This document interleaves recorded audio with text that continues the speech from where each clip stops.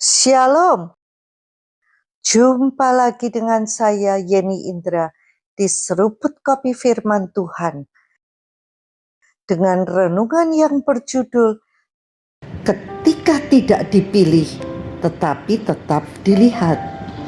Ada masa dalam hidup ketika kita sadar kita bukan pilihan utama, bukan yang paling diinginkan, bukan yang paling diutamakan.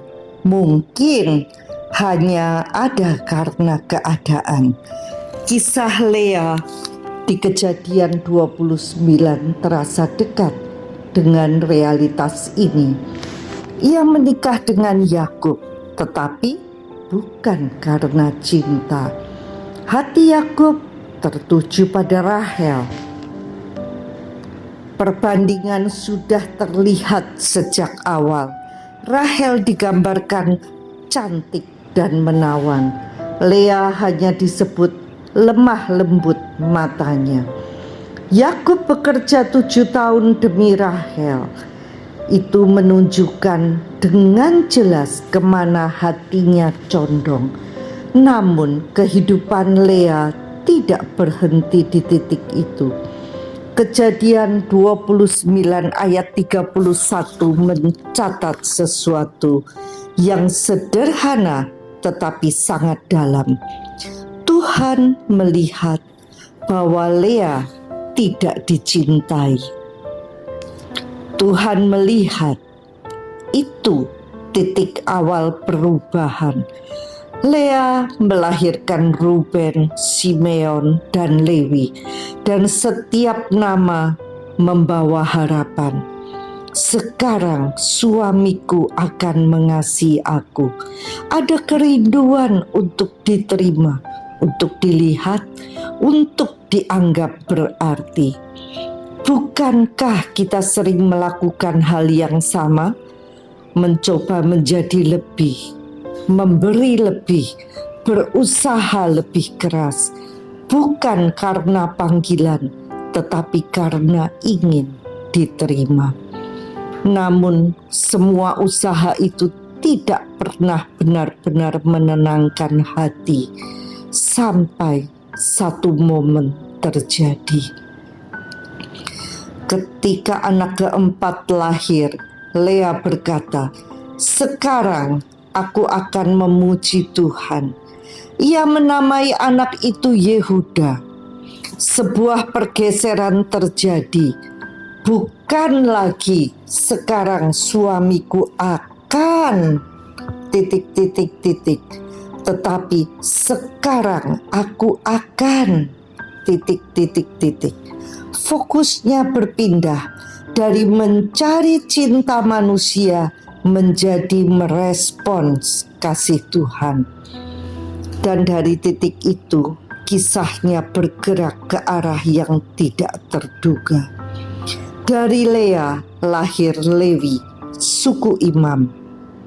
Dari Lea lahir Yehuda, suku raja. Melalui Yehuda, garis keturunan itu berlanjut hingga Daud.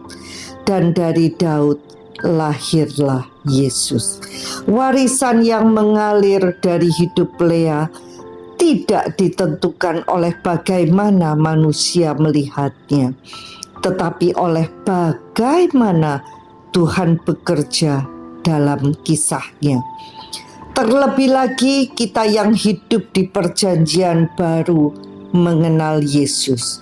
Itu jauh lebih luar biasa.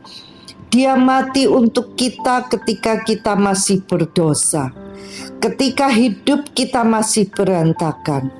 Yesus tetap memilih untuk memberikan dirinya. Dunia bisa menolak kita, manusia bisa tidak menerima kita, tetapi Yesus rela mati bagi kita saat kita masih amburadul. Seperti anak bungsu yang telah menghabiskan warisannya, ia pulang hanya berharap diterima menjadi pekerja. Namun sang ayah melihatnya dari jauh dan berlari. Ia diberi jubah, tanda pemulihan identitas. Ia diberi kasut, tanda bahwa ia bukan budak. Ia diberi cincin, tanda otoritas sebagai anak. Ia tidak sekedar diterima, ia dipulihkan. Penerimaan dari Tuhan cukup bagi kita. Bahkan itulah yang membuat kita penuh dan utuh. Selama kita berharap dari manusia, itu tidak akan pernah cukup. Kasih manusia selalu terbatas, seringkali bersyarat. Karena itu, arahkan harapan kepada Tuhan. Jangan salah fokus. Ketika kita tahu bahwa kita sudah diterima oleh-Nya, kita tidak lagi harus membuktikan kepada dunia, dan dari tempat itulah hati menemukan damai. To be loved by God is the greatest privilege. Quote dari C.S. Lewis, dikasihi oleh Tuhan adalah hak istimewa terbesar. Quote dari C.S. Lewis. Sampai jumpa di episode berikutnya bersama Yeni Indra di Seruput Kopi Firman Tuhan. Tuhan Yesus memberkati.